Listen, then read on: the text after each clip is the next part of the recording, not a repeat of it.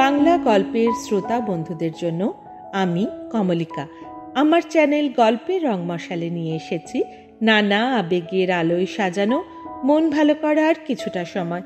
আজকের গল্প দোলন চাঁপা দাশগুপ্তর লেখা নৃসিংহ।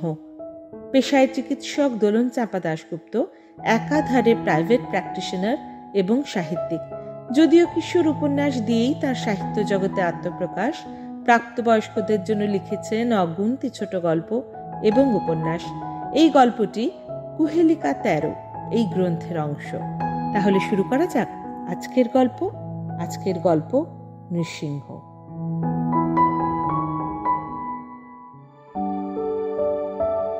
বেলাবেলি পুরী শহরে ঢুকেই মনটা উৎফুল্ল হয়ে উঠল। মোবাইলে দেখলাম দুপুর 2টো।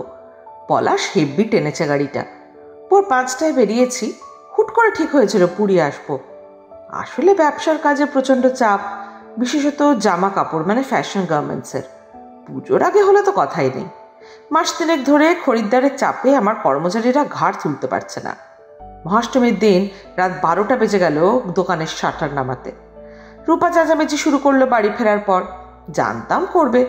আমি বলে রেখেছিলাম বাচ্চাগুলো আর শালি ভাইরাকে নিয়ে দক্ষিণ কলকাতার ঠাকুর দেখতে যাব। সে আর হলো কোথায়। নিজের গিন্নি বলে বলছি না, রূপা সত্যি দারুণ সামলায় সব। দশমী থেকে লক্ষ্মী পুজো শোরুম বন্ধ থাকবে, স্টাফদের ছুটি দিতে হবে তো। নবমীর দুপুরে রূপা ফোন করে বলল, এই মাত্র হোটেল বুক করেছি অনলাইনে, কাল পুরী বেরোবো ভোর ভোর, ক্যাশ গুছিয়ে এনো। সত্যি বলতে কি, আমার আবার পুজোর সময় কলকাতা ছাড়তে ইচ্ছে করে না। দোকান বন্ধ করে ঠাকুর দেখা হয় না বটে, কিন্তু চারিদিকে আলোর রোশনাই, মণ্ডপে মণ্ডপে ঢাকের আওয়াজ, মাইকে কিশোর আসা না হলে মনে হয় জীবনে খামতি থেকে গেল। তবে পুরী যাওয়াই যায়। ও তো নামেই উড়িষ্যা, আসলে দ্বিতীয় কলকাতা। আগে বুক করতে পারিনি বলে এবার স্বর্গদ্বারের বড় হোটেলগুলোয় ঘর পাওয়া যায়নি। উল্টো দিকে পান্থনিবাস ছাড়িয়ে হু হু করে ছুটল গাড়ি।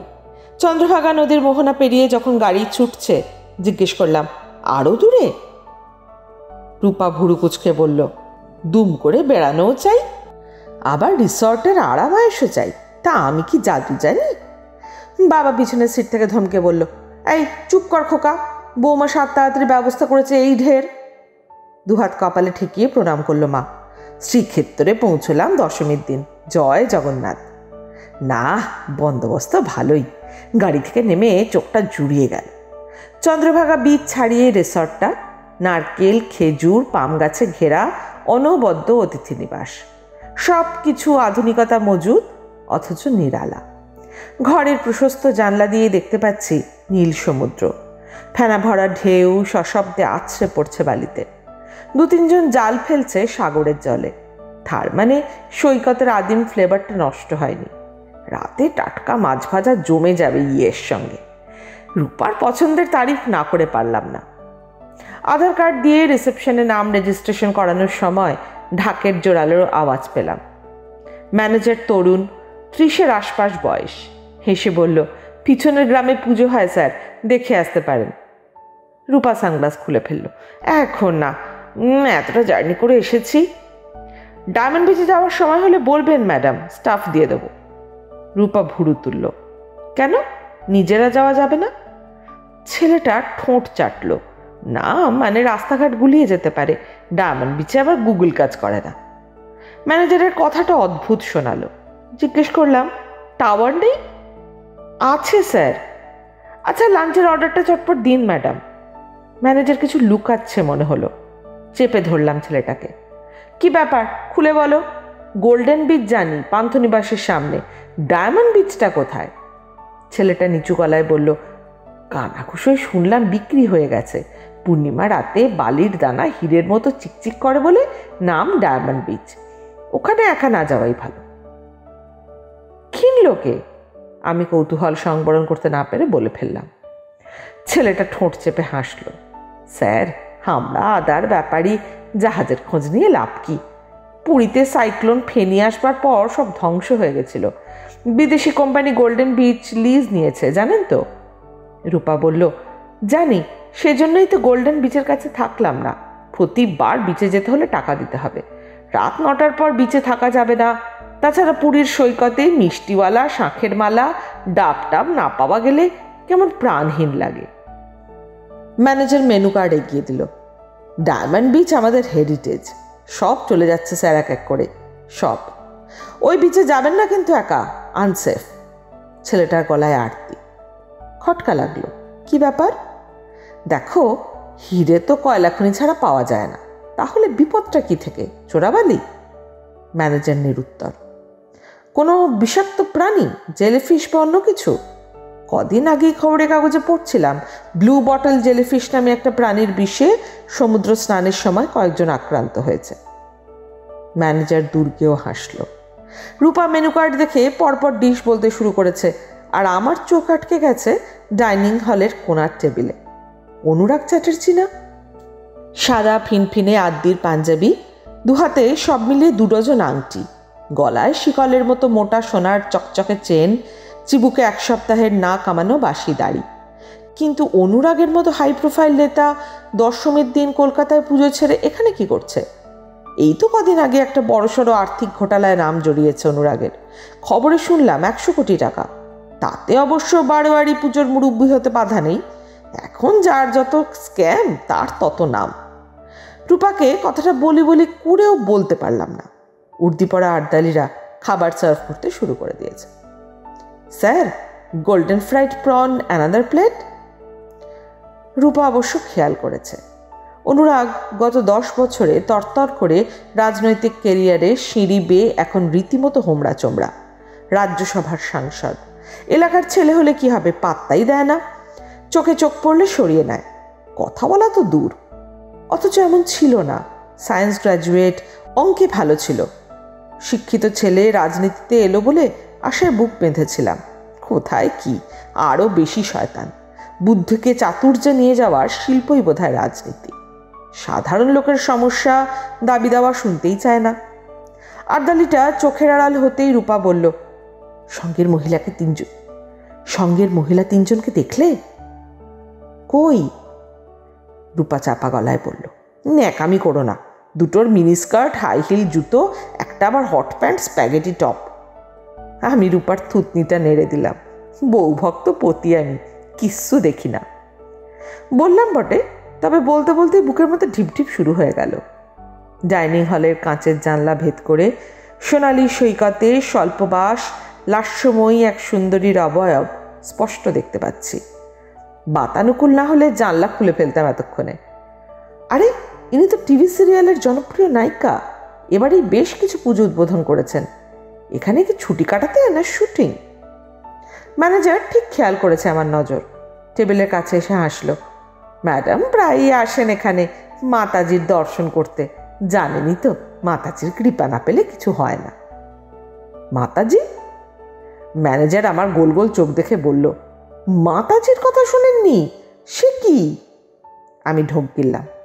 ম্যানেজার চোখ সরু করে বলল, পুরীতে জগন্নাথের পরেই যদি কেউ মোস্ট পপুলার হন তো তিনি হলেন মাতাজি। বাঙালি না উড়িয়া জানি না, কিন্তু 10-12টা ভাষা জানেন, বিলকুল সেপারেট ওয়ার্ল্ডের মালকিন। আমার মতো অর্বাচীন পর্যটককে আরও কিছু তথ্য জানানোর প্রয়োজন আছে বুঝেই ম্যানেজার বলল, ওই ডায়মন্ড বিচেই ওর মন্দির, সমুদ্রের গর্ভে চাপা ছিল মন্দিরটা বহু বছর, ঘন জঙ্গলে ঘেরা, জনাচল্লিশেক শিষ্য আছেন, শুধু মাতাজির নির্দেশেই চলে সব, এমনকি পুরীর নেটওয়ার্কও কাজ করে না ওখানে। আমার বিস্মিত হাঁ মুখ বন্ধ হলো, কারণ শ্বশুরমশাই ফোন করেছেন। আদরের কন্যা জামাতা নিরাপদে পুরী পৌঁছল কিনা সেই চিন্তা থেকে আপাতত ভদ্রলোককে মুক্ত করি। তবে অবচেতনে ঘুরতে লাগলো কথাগুলো, মাতাজি, ভিন জগৎ, ডায়মন্ড বিচ। দশমীর দিন জগন্নাথ দর্শনে এত লাইন পড়বে ভাবিনি। মন্দির ছাড়িয়ে বাইরে চলে গেছে সাপের মতো এঁকে বেঁকে। ভাগ্যিস সন্ধেবেলা, সূর্যের প্রখর তাপ থেকে বাঁচোয়া। তবু অসহায় বোধ করলাম। বৃদ্ধ বাবা মাকে নিয়ে লাইনে বেশিক্ষণ দাঁড়ানো এক বিড়ম্বনাই বটে। রূপা ফিসফিস করে কানের কাছে বলল, দেখেছ ময়ূরী মিত্র? চমকে ঘাড় ঘুরিয়ে দেখলাম সিরিয়ালের সেই নায়িকা, দুপুরে যাকে সাগরে জলকেলি করতে দেখেছি। ধবধবে সাদা চুড়িদার, মাথা সাদা ওড়নায় ঢাকা। সম্ভবত উড়িয়া টিভি সিরিয়ালে এর থেকেও তপ্ত অভিনেত্রী আছেন, তাই লোকজন বিশেষ পাত্তা দিচ্ছে না। আমাদের মতো গুটি কয় বাঙালি ট্যুরিস্ট অবশ্য দেখলার মতো তাকিয়ে রয়েছি। সেটা অনুমান করেই নায়িকা ওড়নাটা চট করে নামিয়ে মুখ ঢেকে ফেললেন। লাইনে দাঁড়ানো কয়েকজন বাঙালি যুবক টাকরায় আওয়াজ করল।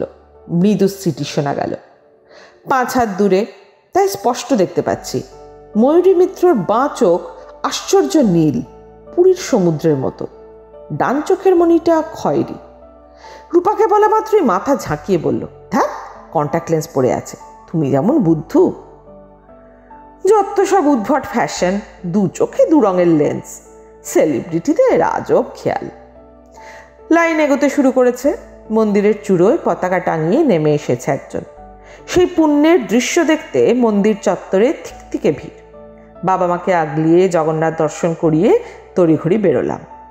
গোটা পুরী শহরে ম ম করছে খাজার গন্ধ। ফুটন্ত রসে ভরা কড়ার মধ্যে রাশি রাশি খাজা ভাজা হচ্ছে। আজ দশমী, স্বর্গদ্বারে বোধ হয় কোটি কোটি লোক, পিলপিল করছে মাথা। রূপা দূরে থাকার ব্যবস্থা করেছে, কি ভালো করেছে বুঝতে পারছি। শহরের মধ্যে 1 হাতও এগোচ্ছে না গাড়ি। জ্যাম জট ছাড়িয়ে পলাশ গাড়িটাকে টানতেই জানলার কাঁচ নামিয়ে দিলাম। সমুদ্রের হু হু করা হাওয়া ক্লান্তি কাটিয়ে দিল। চন্দ্রভাগা সৈকত রাতে এত সুন্দর জানতাম না। ডিনারের পর হাঁটবো ঠিক করলাম। বিচে এটিভি রেখেছে সার। মরুভূমির বালি এসব চালানোর আদর্শ জায়গা, অল টেরেন ভেহিকেল। তা বলে সৈকতে? বলিহারি ট্যুরিজম, যা খুশি বসিয়ে পর্যটকদের পকেট সাফ করা। ছেলে মেয়ে দুজনেই বায়না ধরলো চড়াতে হবে। অগত্যা দুজনকে বসিয়ে দিলাম এটিভিতে। সমুদ্রের পাড় দিয়ে এটিভি ছুটে গেল। মিনিট 10 হই হই করে বাচ্চারা ঘরে গেল। রিসর্টের পোর্টিকোতে অনুরাগের সঙ্গে মুখোমুখি দেখা হয়ে গেল হঠাৎ। আমি হাসলাম, কিন্তু অনুরাগ পাত্তাই দিল না, যেন চেনে না, কস্মিন কালেও দেখেনি। 7-8 জন মুষ্কো লোককে নিয়ে বিরাট গাড়িতে উঠে হুশ করে বেরিয়ে গেল। এত রাতে সাঙ্গপাঙ্গ নিয়ে যাচ্ছে কোথায়? একা দাঁড়িয়ে সিগারেট ধরাতে গেলাম, কিন্তু সফেন সমুদ্রের দামাল হাওয়ায় বারবার নিভে যাচ্ছে। হঠাৎ পাশ থেকে একটা মাখন মসৃণ নির্লোম বাহু লাইটারে গিয়ে দিল এবং ফস করে জ্বালালো। থতমত খেলাম। আমার অবস্থা কিংকর্তব্য বিমূঢ়। একজন সেলিব্রিটি গ্ল্যাম গার্ল অযাচিতভাবে সিগারেট ধরানোর জন্য সাহায্য করছে, নেওয়াটা যুক্তিযুক্ত হবে কিনা ভাবছি। আমাকে অবাক করে নায়িকা বলে উঠলেন, নমস্কার, আপনারা বুঝি আজই এলেন? একটা হেল্প চাই, পাবো? শিওর শিওর, ঘাবড়িয়ে তোতলাতে শুরু করলাম। রূপা বাচ্চাদের ঘুম পাড়িয়ে বিচে আসবে বলেছে। ইতিমধ্যেই এই ঘটনা। সাদা শিফনের ওড়না সরিয়ে ময়ূরী মিত্র সরাসরি তাকালেন। টিভির পর্দায় দেখেছি চড়া মেকআপে, নাগিনী কন্যা কিংবা রম্ভা উর্বশীর ভূমিকায়। এখন তো দেখছি প্রসাধনবিহীন মুখ, আমাদের ঘরের মেয়েদের মতোই। কিন্তু বুকটা ছাদ করে উঠল। আশ্চর্য, 2 চোখের মনির রং সম্পূর্ণ বিপরীত। এত রাতে কি আর কন্ট্যাক্ট লেন্স পড়েছে? সন্দেহ উঁকি মারল। কিছুটা ইতস্তত সুরে মহিলা বললেন, আমার বাচ্চা দুটোকে শুধু কালকের দিনটা কাইন্ডলি আপনার মিসেসের জিম্মায় রাখতে পারবেন? চিরকৃতজ্ঞ থাকব। নিশ্চয়ই, দাঁড়ান মিসেসকে ডাকি। মুখে বললাম বটে, কিন্তু বুঝতে পারলাম না যে কি এমন ব্যাপার সন্তানেরা মাকে ছেড়ে অপরিচিতার আঁচল ধরে ঘুরবে। প্রশ্নটা মুখের ওপর করতেও পারলাম না। রূপা নেমেছে, ভদ্রতা করেই কাছে আসছে না, জানানো দেয়নি। মেয়েদের ইনস্টিংক্ট বরাবর প্রখর। ময়ূরী মিত্র পেছন ফিরে রূপাকে দেখলেন, ডাকলেন। তারপরে রূপার হাত জড়িয়ে ধরলেন 2 হাতে। জানেন, ডিভোর্স ফাইল করেছে হাজব্যান্ড। আমিও ছেলেদের হক ছাড়বো না, কাস্টাডি নেব। নাবালক বাচ্চাদের তো মায়ের কাছেই থাকা উচিত, তাই না? ওরা টুইন বুঝি? রূপা বেশ সমীহ করে কথা বলছে। নায়িকা হাসলেন। গজদাঁত দেখতে পেলাম। ঠিক ধরেছেন, যমজ, 7 বছরের। হঠাৎ মনে পড়ল আগামীকাল আমাদের কোণার্ক মন্দিরে যাওয়ার কথা। এর মধ্যে আচমকা দায়িত্ব দিয়ে দিলেন মহিলা। আশ্চর্য, চেনা নেই জানা নেই। রূপা সাবলীলভাবে বলল, দেখুন ম্যাডাম, বাচ্চারা আমাদের সঙ্গে ঘোরাঘুরি করতে পারলে কোনো অসুবিধা নেই। ময়ূরী মিত্র উদ্বিগ্ন মুখে বললেন, ও, আপনারা বুঝি সাইট সিনে যাবেন? তো বেশ তো, আসলে জগন্নাথ মন্দিরে দেখছিলাম কি সুন্দর আপনার ছেলে মেয়েকে সামলাচ্ছেন, তাই ভাবলাম। ফিরতে ফিরতে সন্ধে হবে কিন্তু, মানে আপনার? মুখের কথা কেড়ে নিলেন ময়ূরী। নো প্রবলেম, শুটিং প্লাস মাতাজির দর্শনে এসেছিলাম, হয়েও গেছে। কিন্তু হঠাৎ আগামীকাল এত্তেলা পাঠিয়েছেন মাতাজি, একদম একা যেতে বলেছেন। প্রবলেম হলো এখন বাচ্চা দুটোকে রাখবো কোথায়? আমার শুটিং টিমের সবাই ফিরে গেল আজ ট্রেন ধরে। রূপা হেসে বলল, আমার কাছে দিতে পারেন, তবে বাচ্চাদের কোনো খাবারে অ্যালার্জি আছে? মানে চিংড়ি বা কাঁকড়া? বুঝতেই পারছেন সমুদ্রের ধারে ঘুরতে এসেছি, সি ফুড খেতে পারি। না, ওরা সব খায়, একদম নর্মাল, সমস্যা আমারই। ময়ূরী ধপ করে বসে পড়লেন বালির উপর। শ্বশুরবাড়ি আমাকে ছেলের কাস্টাডি দিতে চাইছে না, কোর্টে মামলা করেছে। আমি নাকি ওদের মা নই, চিটিংবাজি করে ছেলেদের দায়িত্ব নিতে চাইছি খোরপোশের লোভে, সম্পত্তির লোভে। আমি সৎ মা, ভাবুন। আমি চুপচাপ দাঁড়িয়ে কি বলবো প্রত্যুত্তরে? নায়িকাদের হাড়ির খবর রাখার সময় পাই না। পাইকারি হাট থেকে দোকানে মাল তোলা, বেচা, স্টাফ খাটানোতেই দিন চলে যায়। বরং রূপা ফিল্মি পত্রপত্রিকা পড়ে, তাই কিছুটা জানে। যা গসিপ লেখে পত্রিকায়, সে আবার কি? এ তো শুনেছি বাবার ক্ষেত্রে হয়। আপনি পেটে ধরেছেন, তবু মায়ের বিরুদ্ধে আদালতে কেস। তা আপনিও পাল্টা কেস করুন কোর্টে। রূপা বলল, করেছি, সেখানেই যত গন্ডগোল। আমরা দুজন ময়ূরী মিত্রের দিকে তাকালাম। কোর্টের নির্দেশে রক্ত পরীক্ষা হয়েছে, একবার দুবার নয়, তিনবার। জানেন, কোনো বারই আমার ছেলেদের সঙ্গে আমার রক্তের ডিএনএর মিল পাওয়া যায়নি। এমন শুনেছেন? গর্বের সন্তান। হাউ হাউ করে কেঁদে ফেললেন মহিলা অতর্কিতে। এই প্রস্তুতি আমার আর রূপারও ছিল না। শুনুন ময়ূরী ম্যাম, উঠুন দেখি। রূপা ময়ূরীর হাত ধরে টেনে তুলল। চলুন ঝাউবনের ওদিকটায় যাই। এভাবে বালির উপর বিশ্রীভাবে লোকজন দেখছে। আচ্ছা, মন পাখি সিরিয়ালের নায়িকার রোলটা ছেড়ে দিয়েছেন? কি সুন্দর অভিনয় করেন আপনি। আশপাশের জানলা দিয়ে পাবলিক দেখবে, এতে আর আশ্চর্য কি? ময়ূরীকে প্রায় সব বাঙালি চেনে। খাবার পেটে না পড়ুক, সবার হাতে স্মার্টফোন, নয়তো ঘরে টেলিভিশন। একটা বড় পাথরের উপর আমরা তিনজন বসলাম। জোয়ার আসবে বোধহয়, ঢেউ বেড়েছে। ফিসফিস করে যেন গোপনে বললেন অভিনেত্রী, আপনারা জানেন না, আমার বর খুব প্রভাবশালী একজন মানুষ, ফিল্মের প্রডিউসার, সাংঘাতিক। ওকে লুকিয়ে এখানে আমার আসতে হয় মাঝে মাঝে। রূপার গলা দিয়ে বিস্ময়সূচক আওয়াজ বেরোলো একটা। বহুদিন হলো তার আর আমাকে পছন্দ নয়, ঘাট থেকে নামাতে পারলে বাঁচে। বলে আমার মধ্যে নাকি একটা ডাইনি লুকিয়ে, যা কেউ চেনে না। ভাবুন কেমন লোক। মুশকিল হয়েছে, বাচ্চাগুলোকে ছাড়ছে না। কি যেন বলছিলেন, বাচ্চাদের সঙ্গে আপনার জিনের মিল নেই? হ্যাঁ, এটাই আশ্চর্য। কলকাতার 3টে নামজাদা ল্যাবরেটরি থেকে ব্লাড টেস্ট করিয়েছি, 3টেরই রিপোর্ট এসেছে বাচ্চাদের ডিএনএ কোড আমার জেনেটিক কোডের থেকে পুরো আলাদা। মানে? স্তম্ভিত হলাম। বায়োলজিক্যাল মাদার আর সন্তানের জিনে মিল নেই? এ আবার হয় নাকি? দোকানদারি করি বটে, কিন্তু বায়োলজি নিয়ে বিএসসি পাশ করেছিলাম বলে এইটুকু জানতাম যে প্রত্যেক জীবের ডিএনএ বংশানুক্রমে তার সন্তান সন্ততির মধ্যে ছাপ রেখে যায়। বাবা মায়ের জিনের সঙ্গে সন্তানদের জিনে মিল থাকবেই। ময়ূরী মিত্রের কথায় তাই বিশ্বাস হলো না। মহিলা নিশ্চয়ই ভুলভাল বকছেন। নেশা টেশা করেছেন বলে তো মনে হচ্ছে না। সন্তানদের নিয়ে উদ্বেগে স্বতঃস্ফূর্তভাবেই সব বলছেন। তাছাড়া মিথ্যে বলে কি লাভ? আমরা তো জবরদস্তি করিনি। বিরক্তির সুরে বলে উঠলাম, ইম্পসিবল। ময়ূরী বোধহয় শুনতে পাননি। সমুদ্রের আওয়াজ বেড়েছে, জোয়ারের জলে ঢেউ উঠেছে ফুলে। রূপা আমার হাতে চাপ দিল। ছাড়ো না, একটা দিনের ব্যাপার, হেল্প চাইছেন, তোমার বেশি কৌতূহল। রূপা বলল, ম্যাডাম, আমরা সকাল 9:30 ব্রেকফাস্ট করে বেরিয়ে যাব, তার মধ্যেই কিন্তু। শিওর, আপনার নামটাই জানা হয়নি। ছি, জিভ কাটলেন নায়িকা। Rupa Basu, wife of mister Pallab Basu. Thanks missus and mister Basu, এই ঋণ শোধ করতে পারবো না, কাল ছেলেদের 9টার মধ্যে রেডি করে দেবো। উঠে পড়লাম। চাঁদের আলোয় মহিলাকে কেমন অদ্ভুত দেখাচ্ছে। দুপুরে যখন সুইমস্যুটে হেঁটে আসছিলেন, একটা বিদঘুটে ব্যাপার চোখে পড়েছিল।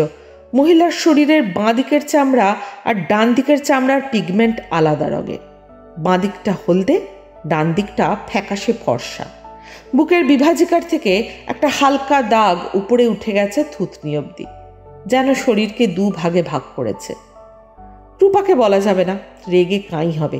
আমার স্বভাব চরিত্র নিয়ে রূপায়ণ নেই খুব একটা সন্তুষ্ট নয়। রাত 11:45, অনুরাগের গাড়ি ফিরেছে। সঙ্গী সাথীদের কিছু বলছে, গলা পেলাম। শালা সব ফাঁকা করে দেবো, ঝাউবন কাঁকড়া ফাঁকড়া সব। কেন কায়াক সি সাইকেল নামাতে হবে?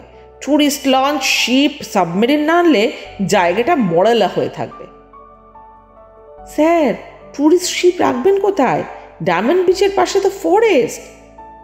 জঙ্গল কেটে সাফ কর, জেলে ফেলেদের ভাগা। ইউনিয়নের মাথাটাকে নিয়ে আয় দেখি আমার কাছে। চাপা গলায় আরো কিছু বলল অনুরাগ। ঢেউয়ের গর্জনে শোনা গেল না। কোণার্ক সূর্য মন্দিরটি নির্মাণ করা হয়েছিল চন্দ্রভাগা নদীর তীরে, কিন্তু কালের বিবর্তনে নদীটির গতিপথ বেঁকে গিয়েছে। ফলে মন্দির থেকে নদীটির দূরত্ব বর্তমানে কয়েক কিলোমিটার। গাইড দেখালেন কলিঙ্গ স্থাপত্যশৈলী অনুসরণ করে মন্দিরের পূর্ব দিকে প্রবেশদ্বার এবং দেবতার আসন। ফলে প্রতিদিন ভোরবেলায় সূর্যের প্রথম আভা সরাসরি দেবতাকে ছুঁয়ে যায়। মন্দিরটি একটি রথের আকৃতির, যা 7টি ঘোড়া দ্বারা বাহিত। যে 7টি ঘোড়া সূর্যের আলোর 7 রঙের প্রতীক। রূপাকে বললাম, একটা অদ্ভুত তথ্য খেয়াল করেছ? সূর্যের আলো যে 7 রঙের মিশ্রণ, এই বৈজ্ঞানিক সত্য নিউটনের জন্মের 400 বছর আগে কোণারক মন্দিরের নির্মাণের সময় তার কারিগররা জানতেন। রূপা কিছুক্ষণ চুপ করে গেল, তারপর বলল, সত্যি তো, এটা তো খেয়াল করিনি। গাইড হঠাৎ থামলেন। মূল প্রবেশদ্বারে হাতিকে পরাস্ত করা সিংহদয়ের মূর্তিকে দেখিয়ে আমি জিজ্ঞেস করেছিলাম, চেনা লাগছে, এটা কি নৃসিংহ অবতার অনুকরণে গড়া? গাইড চুপ করে গেলেন। তারপর বললেন, আপনারা কেউ নৃসিংহের মূর্তি দেখেছেন? বাবা বললেন, হ্যাঁ, বিষ্ণুর অবতার, ছোটবেলায় পুরাণের বইতে ছবি দেখেছি। তোমার মনে নেই, নবদ্বীপে নৃসিংহ মন্দিরে আমি বহুবার গেছি। খোকা ছোট ছিল তখন। নৃসিংহদেবের মূর্তি যেমন ভয়ঙ্কর তেমনি সুন্দর। দুষ্টের দমন আর শিষ্টের পালন হলো নৃসিংহ অবতারের কাজ, মা বলল। গাইড ভদ্রলোক উড়িয়া ভাষায় পাশের 2-3 গাইডের সঙ্গে কি বললেন বুঝলাম না। এটুকু অনুমান করলাম, নৃসিংহকে নিয়ে এমন কিছু ব্যাপার আছে যা উনি মুখ ফসকে বলে ফেলেছেন, কিন্তু এখন আর বলতে চাইছেন না। মন্দিরের গায়ে সার ভাস্কর্য কালের নিয়মে ধ্বংসপ্রাপ্ত। নৃসিংহ অবতারের মূর্তি দেখতে পেলাম না। গাইড ভদ্রলোকে বহু অনুরোধে দক্ষিণ দিকে নিয়ে গেলেন। ওখানেই নাকি প্রতিষ্ঠা হয়েছিল বিষ্ণুর 7ম অবতার নৃসিংহদেবের মূর্তি। ওখানেই করেছিলেন রাজা নৃসিংহ, তবে এখন নেই, বহু আগে ধ্বংসপ্রাপ্ত। কালাপাহাড় 1508 সালে ভেঙে ফেলেছে। বাকি দেবদেবীদের ভেঙেছে পর্তুগিজ জলদস্যুরা 1800 খ্রিস্টাব্দে। রাজার নাম নৃসিংহ? বাবা প্রশ্ন করলেন। হ্যাঁ, ঐতিহাসিকদের মতে 1255 খ্রিস্টাব্দে পূর্ব গঙ্গ রাজবংশের রাজা প্রথম নৃসিংহদেব নিজের বাংলা জয়ের স্মৃতিতে চন্দ্রভাগা নদীর তীরে কোণারক মন্দির প্রতিষ্ঠা করেন। উনি ছিলেন নৃসিংহের উপাসক। তো কি এমন ব্যাপার যে আপনি বলতে চাইছেন না? গাইড অদ্ভুত চাউনিতে তাকালেন বাবার দিকে, তারপর বললেন, এখানে পূর্ণিমা রাতে কেউ কেউ নৃসিংহ অবতারকে ঘোরাঘুরি করতে দেখেছে। যা, কি বলছেন? এসব তো কাল্পনিক পৌরাণিক চরিত্র। আমি হেসে ফেললাম। গাইড নিষ্পলক চোখে আমার দিকে মিনিট খানেক তাকিয়ে রইলেন। বিশ্বাস অবিশ্বাসের প্রশ্ন নয়, মাস 2 আগে এখানে নৃসিংহ অবতারকে দেখা গেছিল। সরকারের টিম এসে তদন্তও করেছে, খোঁজ নিয়ে দেখুন। কৌতূহলবশত কোণারক মন্দিরের রিসেপশনে খোঁজ নিয়ে জানলাম, সরকারি কর্তা ব্যক্তিরা এসেছিলেন বটে, তবে মন্দিরের পুরাতাত্ত্বিক কিছু খোয়া যায়নি বলেই তারা নিশ্চিন্তে ফিরে গেছেন এবং রিপোর্টে পুরো ব্যাপারটা গুজব বলে উড়িয়ে চলে গেছে। বাবা বললেন, ধর্মময় ভারতবর্ষে কত কি যে কল্পনা করে মানুষ। তবে যাই বলিস খোকা, হিন্দু মাইথোলজির এই নৃসিংহকে আমি মনে মনে খুব ভালোবাসতাম ছোটবেলায়। কেন বলতো? বাচ্চাগুলো বাবার কথা কান খাড়া করে শুনছে, 4 জোড়া বিস্ময়াবিষ্ট চোখ গোল। মা বললেন, কেন আবার? তোমার নাম প্রহ্লাদ বসু বলে নিজেকে ভক্ত প্রহ্লাদ ভাবতে। দৈত্য হিরণ্যকশিপুর হাত থেকে নৃসিংহ অবতার প্রহ্লাদকে রক্ষা করেছিলেন। কি ঠিক বলেছি? একদম সঠিক গিন্নি। বাচ্চারা হাততালি দিয়ে খিলখিল করে হেসে উঠল। গাইড ভদ্রলোক খোলসা করলেন না বটে, কিন্তু চলে আসার সময় ওর চোখে মুখে আতঙ্কের ছাপ দেখলাম, যা রূপারও চোখ হারালো না। আপনি বলছেন পূর্ণিমা রাতে নৃসিংহদেবকে কোণারক মন্দিরের চাতালে হাঁটতে দেখা গেছে? যদি ধরেও নি কেউ নৃসিংহ সেজেছিল? গাইড আমার কথা মাঝখানেই থামিয়ে দিলেন। কি বলেন? 10 ফুটের বেশি উঁচু মানুষ হতেই পারে না। গাইড হঠাৎ দক্ষিণ দিকে শুয়ে পড়ে সাষ্টাঙ্গে প্রণাম করলেন। এই আপনাদের নিয়ে মুশকিল, চরম অবিশ্বাসী লোক বটে আপনারা। শুনুন, কলিযুগে কল্কি অবতার ফিরবে এ তো জানা কথা। গাইড মাথা নাড়ল সজোরে। প্রভু নৃসিংহকে দেখা গেছে, অনেকেই দেখেছে নিজের চোখে। অবিশ্বাস্য, মাঝরাতে কি আসবে? মন্দির তো পুরাতাত্ত্বিক হেরিটেজ, বিকেলের পরেই বন্ধ। আমি চেঁচিয়ে উঠলাম। গাইড কিছু বললেন না, চোখ নামিয়ে চলে গেলেন ধীর পায়ে। বিকেলে রিসর্টে ফিরতে ম্যানেজার বলল, এমপি অনুরাগ চ্যাটার্জি দুবার আমার খোঁজ করে গেছেন। কি ব্যাপার? রূপা গম্ভীর হয়ে গেল। জানি না, স্বার্থ ছাড়া তো ডাকবে না, নিশ্চয়ই কিছু দরকার। যা অনুমান করেছিলাম ঠিক তাই। অনুরাগ গতকালের পুরো 180 ডিগ্রি বিপরীত। দাঁত কেলিয়ে গদগদ হয়ে জোড়হাতে বলল, পল্লবদা, তোমাকে একটা হেল্প করতেই হবে। বাবা, একেবারে জামাই আদর দেখছি, ব্যাপার কি? মাতাজি আমাকে অ্যালাউ করছেন না। বহু দিন ধরে দেখা করতে চাইছি, কিন্তু অ্যাপয়েন্টমেন্ট দিচ্ছেন না বলে সাক্ষাৎই হচ্ছে না। তোমাদের ডেকে পাঠিয়েছেন যখন, প্লিজ আমাকে নিয়ে চলো, খুব দরকার। রিসোর্টে বোম পড়লেও বোধ হয় এতটা অবাক হতাম না। মাতাজি আমাদের? হ্যাঁ, তোমাকে আর বৌদিকে। মানে? মাতাজিকে দেখার তীব্র কৌতূহল ছিলই। জগন্নাথ দেবের পরেই পুরীতে যার প্রবল প্রতিপত্তি, সেই মানুষটি থুড়ি মানবীকে তো এক্সপ্লোর করতেই হবে। তবে উনি আমাকে চিনলেন কিভাবে? এক অতীব সাদামাটা মধ্যবিত্ত বাঙালি আমি, দোকানদারি করি, খাই, ব্যাস। রূপা কনুই দিয়ে খোঁচা মারল। বুঝলে না, ময়ূরী মিত্র সোর্স। হতে পারে, ঠিকই আন্দাজ রূপার। আমাদের মতো ছাপোষা লোককে চিনতে বই গেছে মাতাজি। নির্ঘাত ময়ূরী কিছু বলেছেন আমাদের কথা। এদিকে রিসর্টের মালিক মিস্টার ব্রোজ বেহারা চলে এসেছেন। টাক মাথা, হৃষ্টপুষ্ট, সুটেড বুটেড মানুষটি বললেন, মাতাজি ডেকে পাঠিয়েছেন মানে? আপনারা ভিআইপি লোক মিস্টার বাসু, আমাদের টপ প্রায়োরিটি গেস্ট। দাঁড়ান, হোটেলের গাড়িতে আপনাদের পৌঁছে দিচ্ছি। এমনিতে নিজেরা খুঁজেও পাবেন না।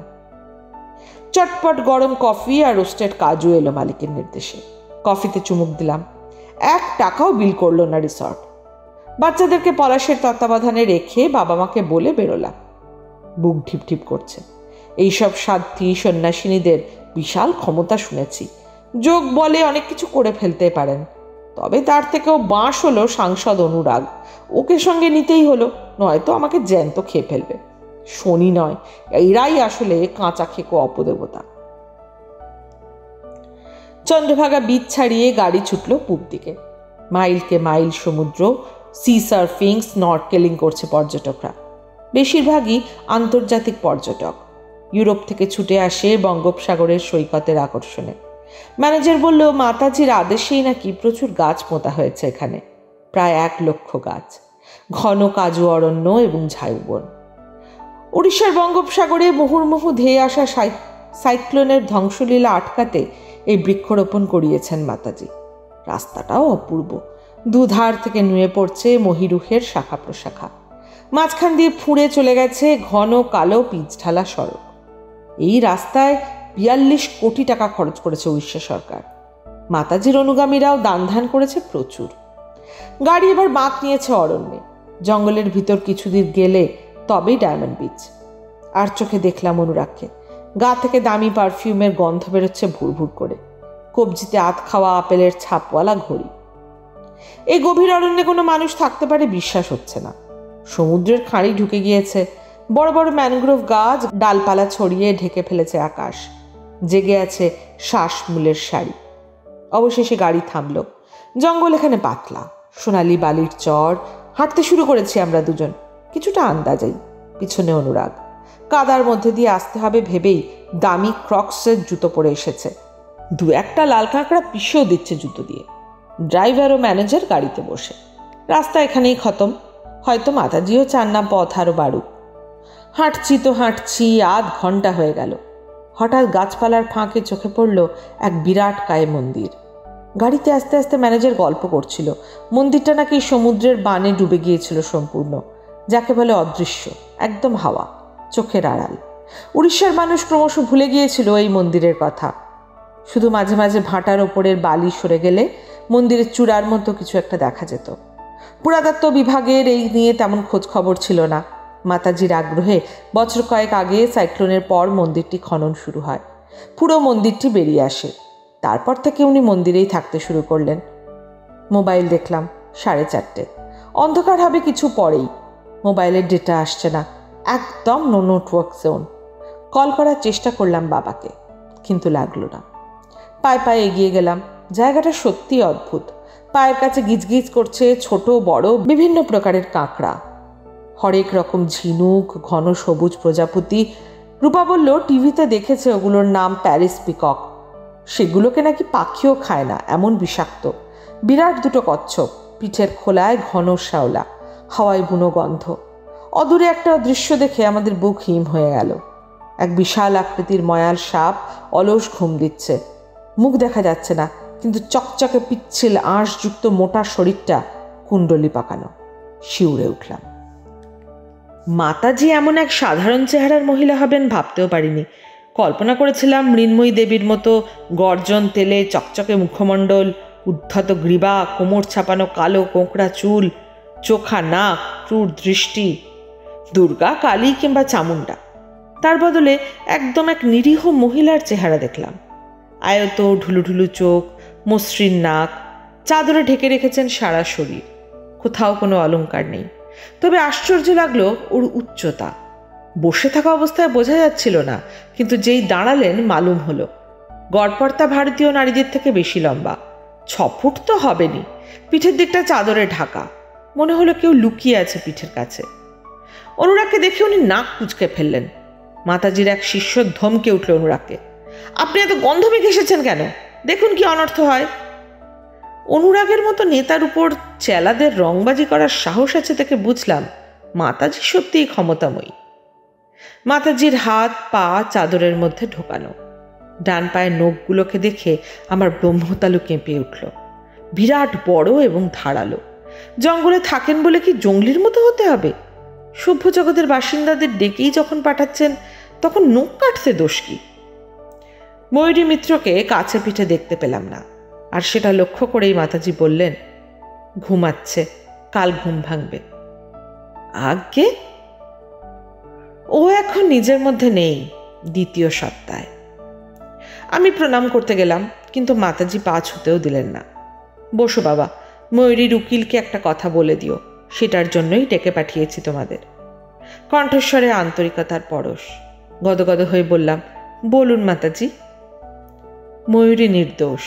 ও যাতে ওর বাচ্চাদের ফিরে পায়, তাই তোমাদেরকেই এটা করতে হবে। পারবে তো? নিশ্চয়ই।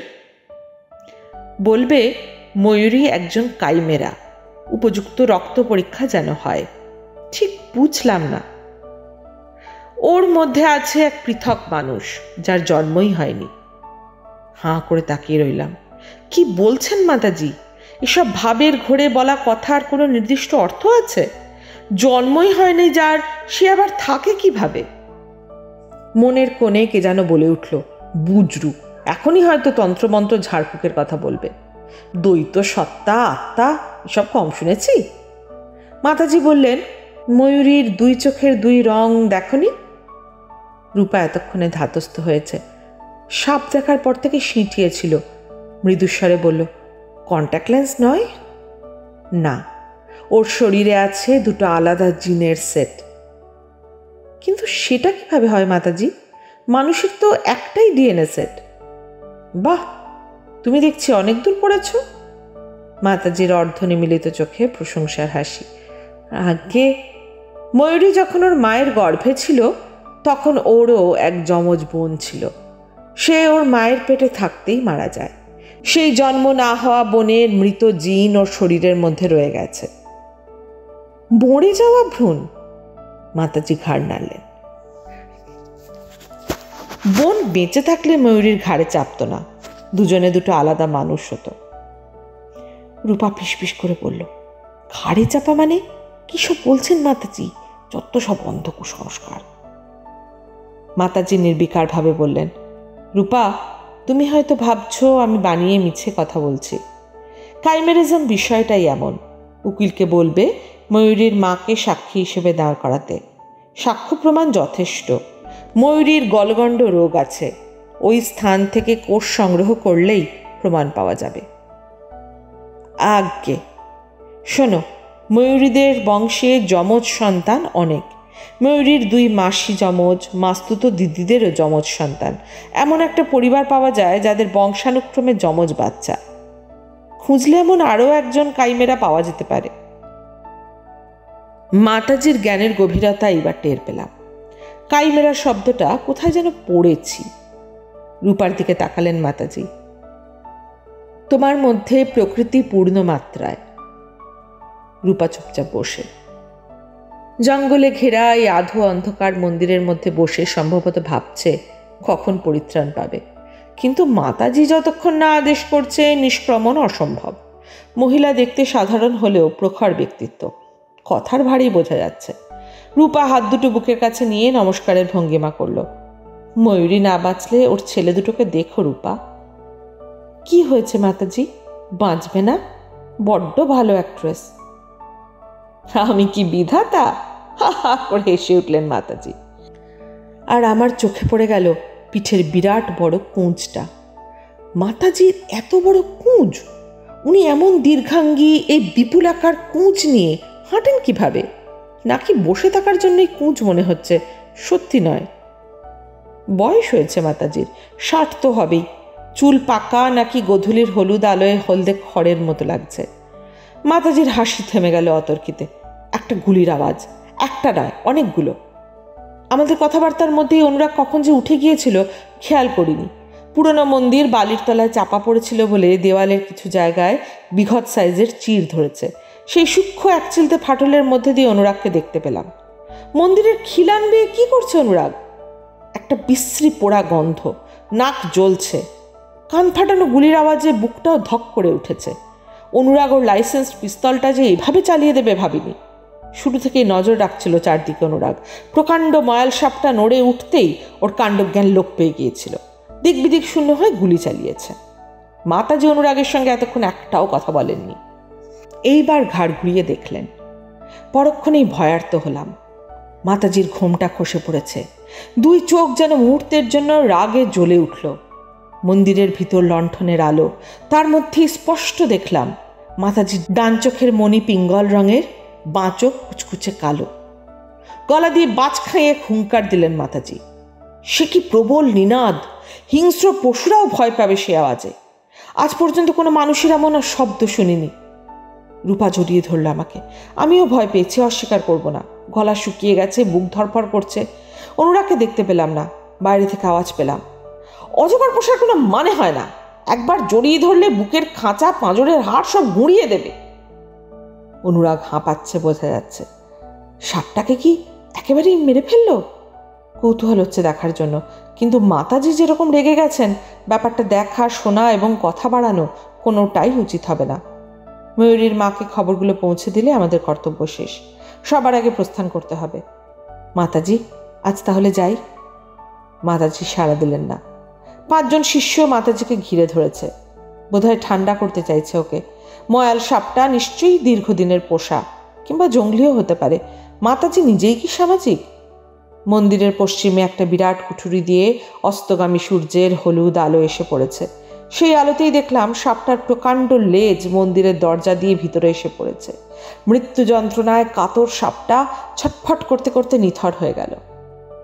পোড়া ঘ্রাণটা সাপটারই। নাকে রুমাল চাপা দিলাম।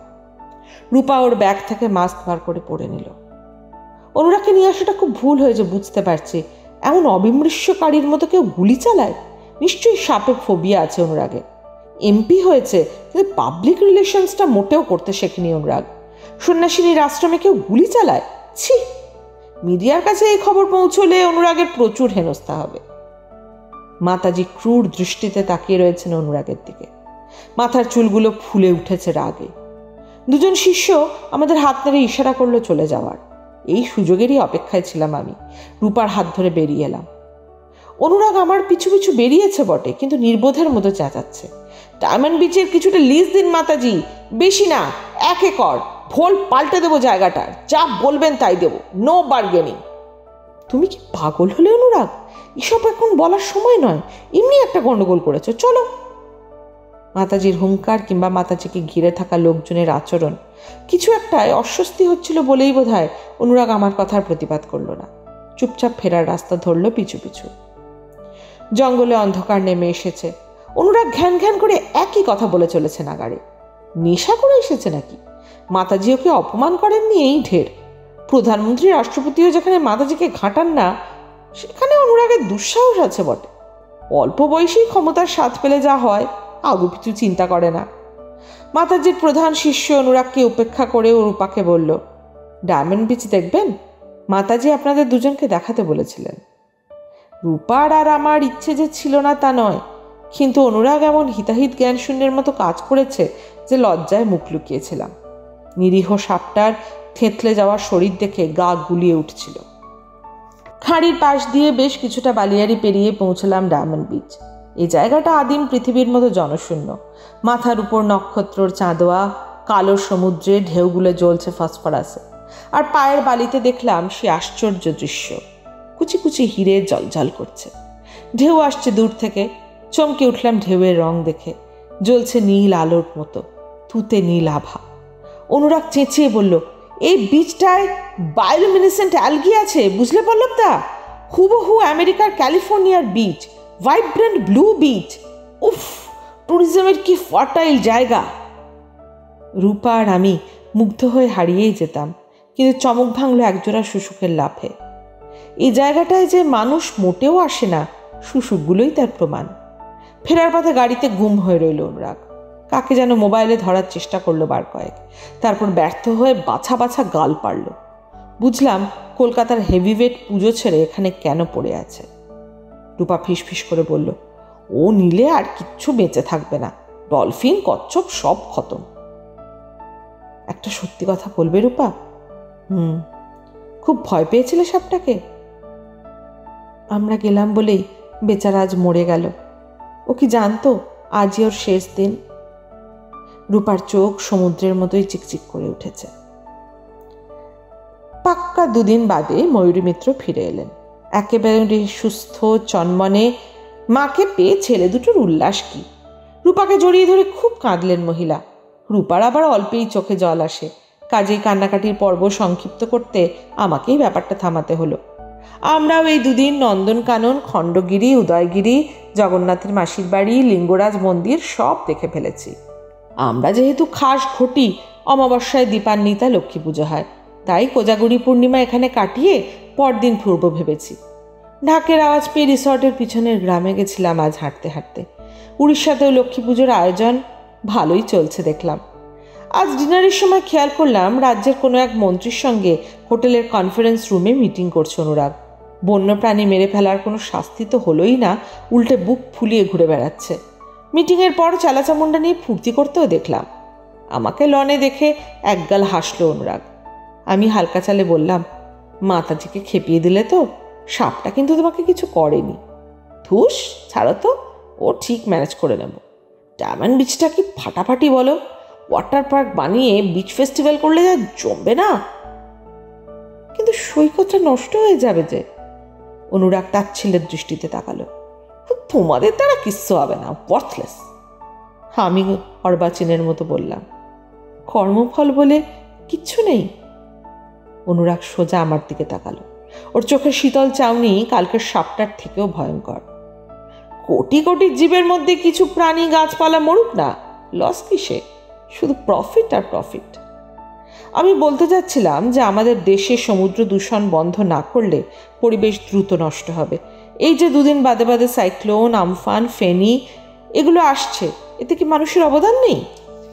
অনুরাগ সেটা আন্দাজ করেই মুখ বেঁকিয়ে বলল, বেশি জ্ঞান কপচিও না, পাড়ার দাদা বলে ছেড়ে দিলাম।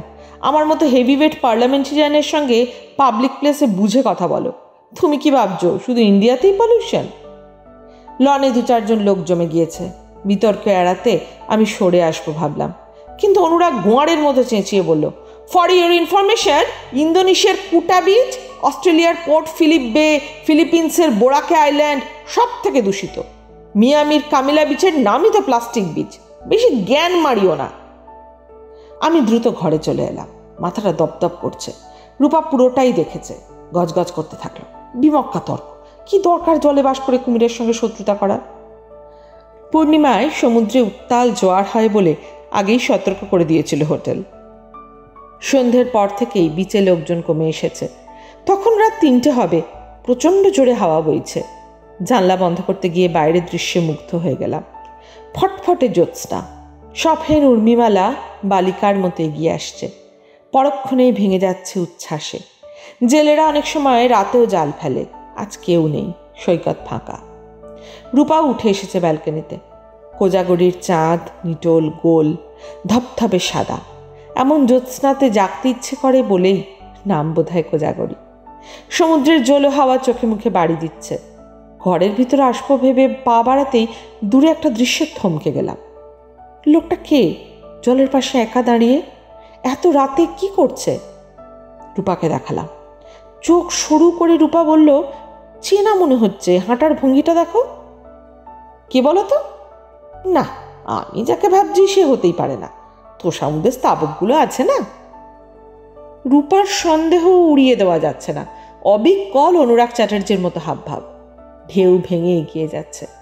রূপা বলল, এত রাতে একজন এমপি উইদাউট সিকিউরিটি ঘুরে বেড়াচ্ছে, হতে পারে?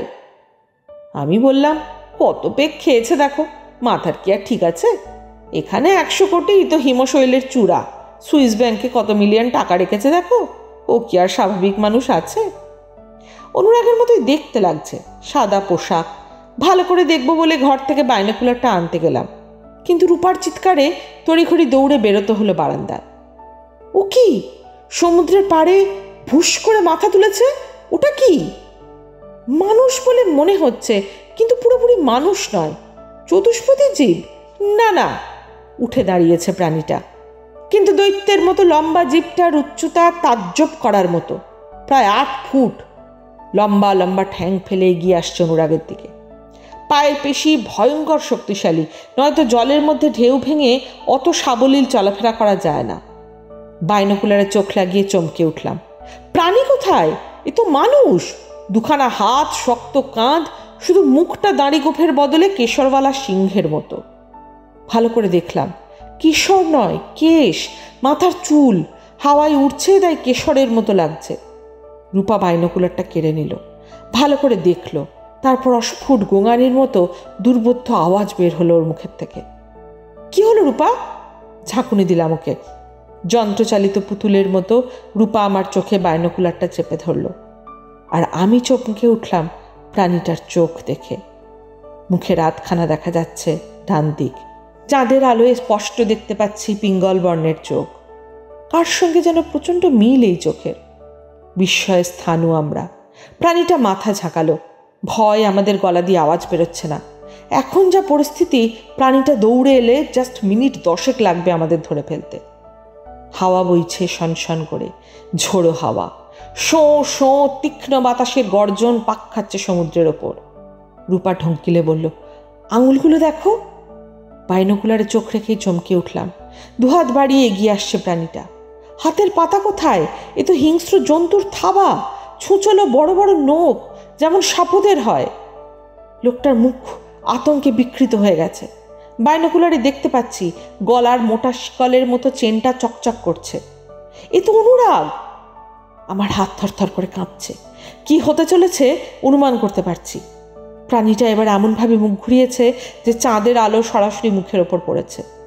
এবার আমার আতঙ্কিত হওয়ার পালা। এই কাকে দেখছি? 2 চোখ 2 রঙের, বাঁ চোখ কালো, ডান চোখ পিঙ্গল, মসৃণ নাক, কেশরের মতো পাকা চুল। খুব খুব চেনা, কিন্তু চাদরে ঢাকা কুঁচ কি তাহলে কুঁচ নয়? জ্যোৎস্নার আলোয় দেখলাম সিংহাকৃতি শরীরের পিছন থেকে বেরিয়ে আসা লেজ চামড়ের মতো দুলছে। হতবাক হয়ে গেলাম। যা ভেবেছি তাই। শক্তিশালী হাত দুটো দিয়ে অনুরাগকে টুক করে তুলে নিল প্রাণীটা, যেন একটা খেলনা।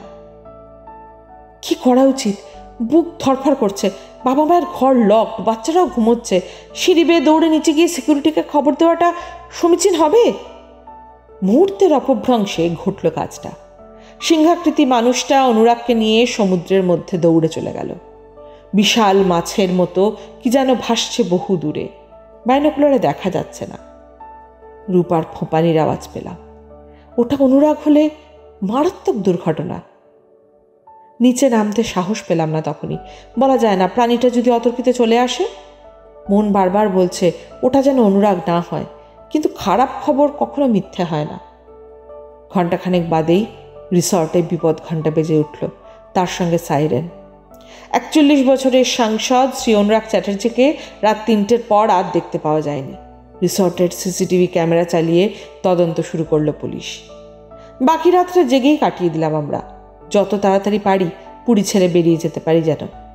ভোর হতেই পলাশকে ডেকে নিলাম। ফেরার পথে বালেশ্বরে একটা পেট্রোল পাম্পে তেল নেওয়ার জন্য পলাশ গাড়ি দাঁড় করালো। টিভিতে দেখলাম, খবরে বলছে সাংসদ চ্যাটার্জির বডি উদ্ধার হয়েছে জেলেদের ট্রলারে। ডায়মন্ড বিচে সম্ভবত তিনি চলে গিয়েছিলেন। দেহ অবিকৃত ছিল, শুধু কোনো হিংস্র জন্তুর নখের আঘাতে পেট এফোড় ওফোড় হয়ে অন্ত্র বেরিয়ে গিয়েছিল। তাৎক্ষণিক ময়নাতদন্তে জানা গেছে সে রাতে একটু বেশি অ্যালকোহল পান করেছিলেন তিনি। মৃত্যুর কারণ জানতে তদন্ত চলছে। রূপা সারা রাস্তা বমি করতে করতে ফিরল। আমারও মাথা টিপটিপ করছে। মাস 6 বাদে হঠাৎ ময়ূরী মিত্রর আগমন আমার বাড়িতে। পাড়াপড়শি ময়ূরীকে দেখবার জন্য উকি ঝুঁকি দিচ্ছে। রীতিমতো ভিড় জমে গেল। মিস্টার বসু, মামলার রায় বেরিয়েছে, ছেলেদের ফিরে পেয়েছি। এই নিন, মিষ্টি খেতেই হবে সবাইকে। আর আপনার গার্মেন্টস শপের বিজ্ঞাপন আমি ফ্রিতে করে দেবো, কথা দিলাম। আপনারা যা উপকার করেছেন। কনগ্রাচুলেশনস, আমি বলে উঠলাম। আপনারা না বললে জানতামই না যে আমি কাইমেরিক। জানেন, মাঝে মধ্যেই মনে হতো, এখনো হয়, আমার মধ্যে একজন অন্য মানুষ, সম্পূর্ণ অন্য কেউ, যাকে আমি চিনি না। কথা থামিয়ে বললাম, সেটা কি মানুষ নাকি অন্য কোনো প্রাণীকেও মনে হয়? খিলখিল করে হেসে ফেললেন ময়ূরী। না না, মানুষই, তবে অন্য কোনো মানুষ। ডমিনেটিং চরিত্র, হতে পারে আমার বিপরীত লিঙ্গ, পুরুষ কেউ। এবার বুঝলেন? রূপা ময়ূরীকে বলল, মাতাজির কাছে ফের গিয়েছিলেন?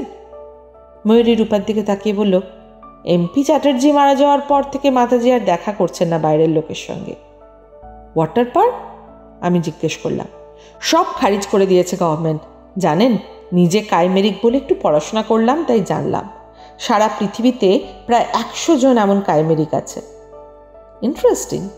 হ্যাঁ মিস্টার বসু, কাইমেরিক মানুষ ও প্রাণীর ব্যাপারটা বিজ্ঞানীরা বলতে পারবেন। তবে প্রাচীন গ্রিক পুরাণে কাইমেরা নামের এক মানবীর উল্লেখ আছে, যার 3টি মাথা। প্রধান মাথা ও ঘাড় সিংহের মতো, পিঠ ছাগলের মতো, আরেকটি মাথা এবং লেজ সাপের মতো। ছবিও আছে, দেখে নিতে পারেন। কথিত সেই নারী সিংহের মতো অসম্ভব শক্তিশালী, ছাগলের মতো ধূর্ত এবং সাপের মতন বিষধর। মানে মানে এক জীবের শরীরে অন্য কয়েকটি জীবের অস্তিত্ব। এ থেকেই মূলত আমাদের নাম কাইমেরিক। তার মানে প্রাণী হতে পারে। সে তো বলবেন জুওলজিস্টরা, বিজ্ঞান। তবে আমাদের নৃসিংহ অবতারের কথা ভুলে গেছেন? ময়ূরী প্রণাম করল সেই দেবতার উদ্দেশ্যে। আমার চোখের সামনে ভেসে উঠল সেই ভয়ঙ্কর রাতের দৃশ্য। কোজাগরী পূর্ণিমার জ্যোৎস্নায় ভেসে যাচ্ছে চরাচর, চন্দ্রভাগার সৈকত, আর আমরা দুজন তার সাক্ষী। কোনারক মন্দিরের দিকেই কি দ্রুত পায়ে চলে গেছিলেন সেদিনের সেই তিনি?